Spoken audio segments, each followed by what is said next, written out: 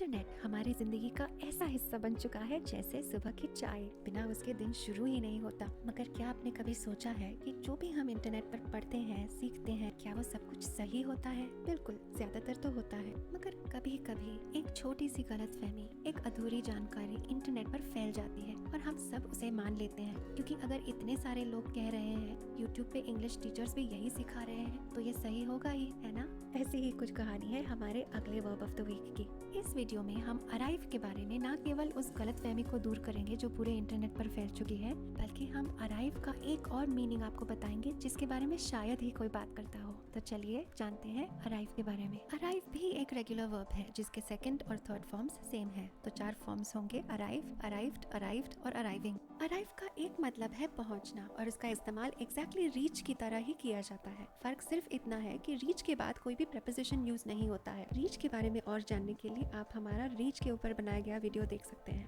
Arrive के बाद जगह की साइज के हिसाब से 2 प्रेपोजिशंस यूज होते हैं। छोटे जगहों के लिए at, example we arrived at the station early, हम स्टेशन पर जल्दी पहुंचे। और सिटीज और कंट्रीज के लिए अराइव के बाद इन यूज होता है। They arrived in Mumbai last night, वे लोग कल रात को मुंबई पहुंचे। अब बात करते हैं उस गलतफहमी की जो पूरे इंटरनेट पर फैल चुकी है। ऐसा कहा जाता है कि अराइव और रीच में एक फर्क ये है कि रीच का इस्तेमाल तब होता है जब पहुंचने में कड़ी मेहनत या फिर बहुत ज्यादा कष्ट सहने पड़े हो। ऐसा बिल्कुल भी नहीं है। I am just reaching home in 5 minutes, इसमें कौन सी मेहनत? We reach the station early, इसमें कौन सी मेहनत? अराइव के अगले और शायद ही कहीं जिक्र हुए मीनिंग के बारे में जानने के लिए हम आपको ले चलते हैं एयरपोर्ट पर। हर एयरपोर्ट के 2 मेन हिस्से होते हैं, अराइवल और डिपार्चर। डिपार्चर ये शब्द डिपार्ट इस क्रिया से आता है और उसका मतलब है जाना। जो लोग आपसे विदा ले रहे हैं वो उस द्वार से जाएंगे। और अराइवल में छुपा हुआ वर्ब है अराइव, मतलब आना। तो जिन लोगों को आप रिसीव करने आते हैं जो बाहर से आ रहे हैं,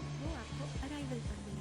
और उसका इस्तेमाल हम सिर्फ तब कर सकते हैं जब हम खुद उस जगह पर मौजूद हो या मानसिक तौर पर उस जगह से जुड़े हो। तो अगर हम मुंबई में हैं तो हम ऐसा नहीं बोल सकते कि they are arriving in Timbuktu tomorrow, क्योंकि हम खुद उस जगह पर मौजूद नहीं है और ना ही मानसिक तौर पर उस जगह से जुड़े हुए हैं। तो सिंपल सी बात है, अराइव के 2 मीनिंग्स हैं। पहला और मुख्य है आना और दूसरा है पहुंचना, जो कि रीच की तरह ही यूज होता है। और रीच का ऐसा कोई भी कड़ी मेहनत वाला मीनिंग नहीं है। अराइव के साथ इस्तेमाल होने वाले कुछ कॉलोकेशंस है अराइव प्लस टाइम से संबंधित शब्द, जैसे कि arrive early, arrive late, arrive on time etcetera. दूसरा है to arrive at a decision, नतीजे पर पहुंचना। और तीसरा है अराइव होम, घर पहुंचना। यहाँ पर बीच में एक भी प्रेपोजिशन यूज नहीं होगा। इन तीनों कॉलोकेशंस की प्रैक्टिस आप हमेशा की तरह कमेंट्स में कर सकते हैं। ऐसे ही कहीं न मिलने वाली कीमती और इंटरेस्टिंग जानकारी के लिए सब्सक्राइब करें।